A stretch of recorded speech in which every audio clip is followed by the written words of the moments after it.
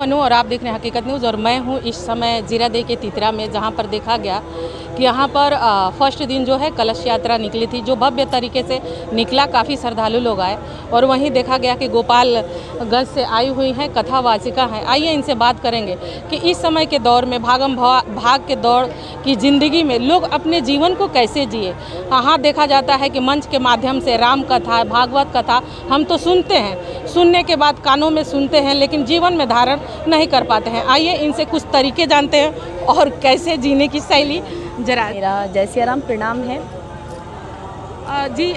कितना दिन यहाँ पर राम कथा आपने कहा? यहाँ पे मैंने 6 दिन कही थी, क्योंकि 7 दिन का यहाँ पे आपको यज्ञ रखा गया था, जिसमें 6 दिन मेरी कथा थी। कल इस यज्ञ की पूर्णाहुति है।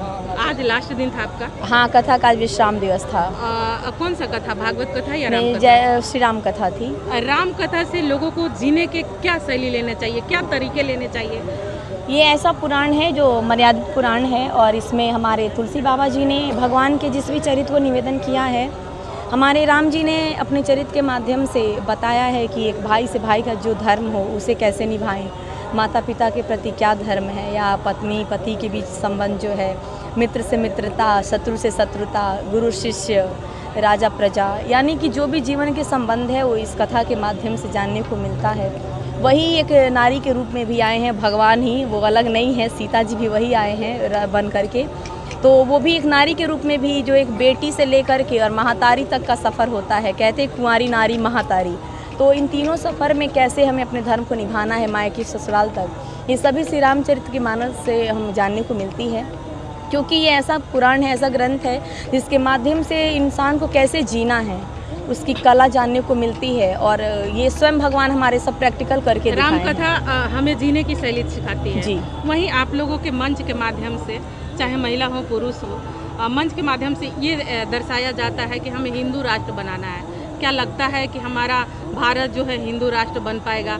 क्या लगता है कि जो हमारा भारत है, सनातन धर्म के जो प्रति हम लोग झुकाव होता है, पड़ाव होता है, तो कहीं ना कहीं धर्म परिवर्तन भी इस समय हो रहा है। इस पे आप क्या कुछ कहेंगे? विशेष तौर पे क्या कहना है, बस यही कि अगर हम अपने धर्म को मानते हैं तो हमें श्री राम के चरित्र से जीने की शैली सीखनी चाहिए। और अगर उस मार्ग पे हमने अपना जो प्रशस्ति बना लिया, उस मार्ग पे हम प्रशस्त हो गए, चल लिए, तो ये धर्म की स्थापना भी जिसे लोग कह रहे हैं ये संभव है। जीवन में इस तरह के कथा का कितनी जरूरत है और क्या-क्या लोगों की सलाह होती है? देखिए, एक परिवार में जो संबंध है ना, जो गृहस्थी है हमारी, क्योंकि हम गृहस्थ जीवन में आए हैं, तो गृहस्थ को कैसे निभाना है, कैसे रहना है, ये सभी इस कथा के माध्यम से हम जानेंगे।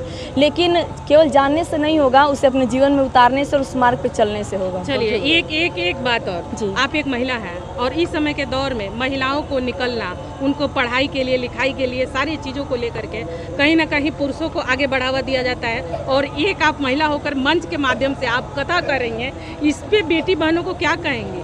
एक मैं ही नहीं हूँ, अनेकों महिला कथावाचिका हैं।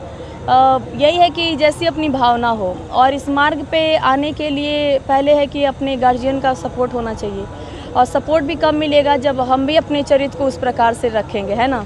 तो जब हमारा चरित्र अगर सही है, आचरण सही है, तो मुझे विश्वास है कि जहाँ तक ससुराल से मायके तक सब सपोर्ट करेंगे। और अगर अपने पद से हम विचलित हो गए तो फिर ये संभव नहीं है। चलिए, अपना नाम बताइए। मेरा नाम पूज्य अर्चना मणि पराशर है। कॉन्टैक्ट नंबर बताइए, ताकि आपसे जो दर्शक जुड़ेंगे तो कहीं ना कहीं आपको बुलाएंगे। जी, मेरा कॉन्टैक्ट नंबर 8102153525। कहाँ से हैं? मैं तो बताई भी थी कि गोपालगंज जन्म स्थान है, लेकिन मैं अभी फ़िलहाल आपको दिल्ली वृंदावन ये रहे। चलिए। जी।